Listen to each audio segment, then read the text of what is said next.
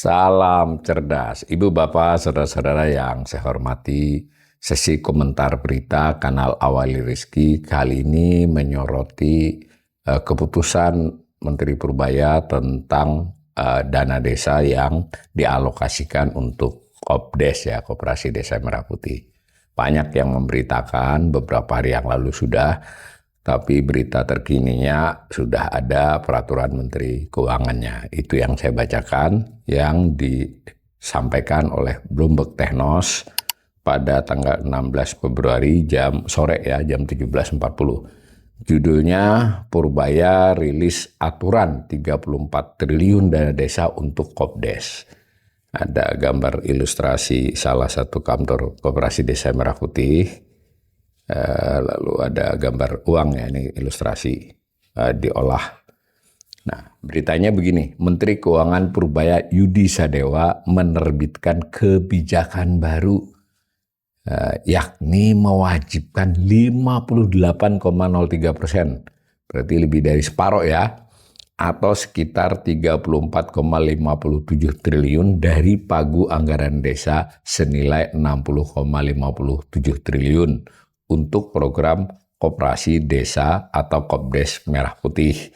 Saya sedikit komentari dulu, sebetulnya 60,57 triliun di APBN 2026 itu sudah lebih rendah dari biasanya, yang rata-rata sempat di 1-2 tahun terakhir mencapai 80 triliun, dahulunya 75. Nah ini kembali ke 60,57 triliun, angka 6-7 tahun yang lalu ya. Itu sudah sebetulnya sudah merupakan sesuatu yang membuat banyak desa harus melakukan realokasi, restrukturisasi, nggak seperti biasanya dia ngeluarin. Nah ternyata dari 60,57 itu langsung dipotong. Sudah banyak memang berita bahwa akan untuk membantu Kopdes jadi jaminan dan sebagainya. Tapi kalau ini udah langsung ya, 58% dari itu, dari 60,57 itu berarti 34,57 triliun. Nah bisa berartinya tiap desa itu sudah harus menghitung biasanya dapat berapa, yaitu tidak hanya berkurang jadi 40% ya, karena sebelumnya kan sudah kepotong, jadi bisa tinggal 35, tinggal sepertiga lah berarti yang bisa lebih bebas dilakukan oleh desa. Nah berita ini melanjutkan hal itu termaktub dalam Peraturan Menteri Keuangan PMK nomor 7 2026 tentang pengelolaan dana desa tahun anggaran 2026 yang berlaku sejak diundangkan pada 12 Februari. Aturan ini mengubah ketentuan sebelumnya, yaitu PMK nomor 145 ya 2023 yang belum mengatur alokasi khusus untuk program koperasi di desa. Nah, penyesuaian alokasi sebagai akibat dari kebijakan pemerintah dalam rangka mendukung implementasi KDMP, Koperasi Desa Merah Putih ya, dihitung sebesar 58% dan seterusnya. Itu menurut pasal 15 ayat 3 aturan tersebut. Nah, lalu dengan total yang ditetapkan tadi, tersisa sebesar 26 triliun. Besaran tersebut dialokasikan sebagai pagu dana desa reguler. Jadi 26 triliun ya, biasa. Saya ingin tegaskan sekali lagi, biasanya 1-2 tahun terakhir 80 triliun. Berarti ada desa yang dapat 1 miliar, 1,2 atau sedikit di bawah itu. Nah sekarang kalau 26 dari 80 kan nggak sampai sepertiga. Jadi kalau biasanya dia dapat 1 miliar, dia harus memperkirakan bahwa alokasi regulernya itu sekitar 300-an miliar saja.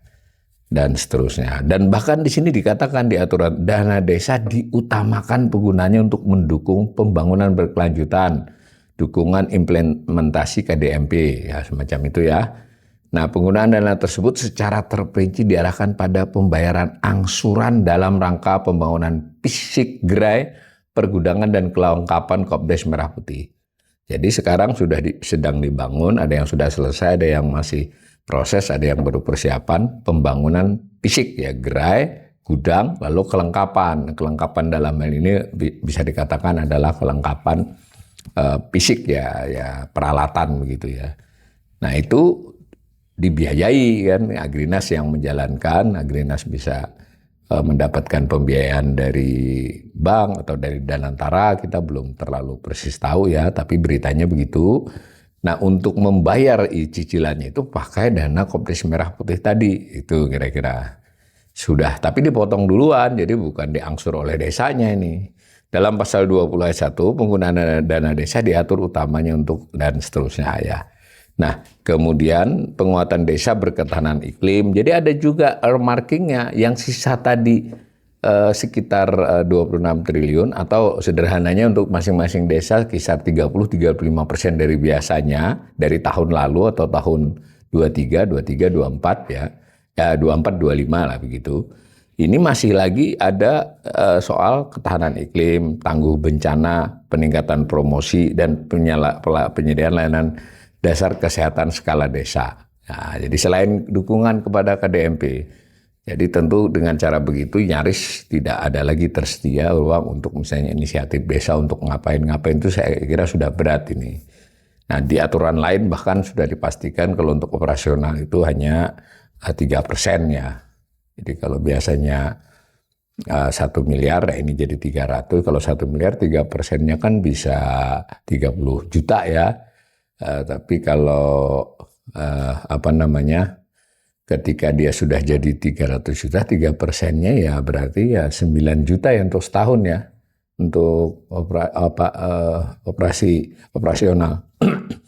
Program ketahanan pangan atau lumbung pangan, energi dan seterusnya ya. Sektor prioritas dia termasuk pengembangan potensi dan keunggulan desa. Kalau narasi ininya ya hampir sama ya dengan dulu memang begini untuk padat karya, infrastruktur digital, teknologi di desa. Tapi kita udah mulai berimajinasi nih. Kalau disisain segitu, yang diminta ini bisa nggak kira-kira ya ketahanan pangan, lumbung pangan, energi dan lembaga ekonomi desa, infrastruktur desa. Dah kita pakai acuan 1 miliar. Nah, biasanya 1 miliar itu sudah menjadi sekitar 800 ya, 900 deh. Karena dari 80 jadi 60 kan. Nah, jadi 850-an. Nah, dari 850 itu tinggal 40%-nya. Ya, saya sudah katakan tadi desa yang untuk macam-macam selain Kopdes ini ya 300-350 juta. Nah, pesannya seperti ini. Nah, kira-kira apa yang bisa dilakukan desa? Seiring dengan besarnya alokasi tersebut, skema pencairan dana desa dipisahkan secara eksklusif. Khusus desa reguler disalurkan melalui pemotongan dana desa di setiap kabupaten kota dan penyaluran dana hasil pemotongan ke rekening kas desa. Sementara dana desa untuk implementasi KDMP disalurkan langsung dari rekening kas umum negara. Ini sederhananya yang 58% tadi nggak diturunin ke daerah gitu loh. Jadinya dari sisi cash flow ya statusnya dana desa, tapi sudah dialokasikan ke bendahara umum negara. Ya RKUN, rekening penampung penyaluran dana karena untuk bayar gitu. Penyaluran dana desa dilaksanakan setelah KPA BUN penyaluran dana desa insentif, otonomi khusus dan seterusnya. Ini soal teknis ya. Sebagai insentif tambahan, pemerintah juga memasukkan status pembentukan KDMP dan kinerja usahanya sebagai kriteria krusial. Nah, ini yang penting ya. Sebenarnya ada kesempatan insentif.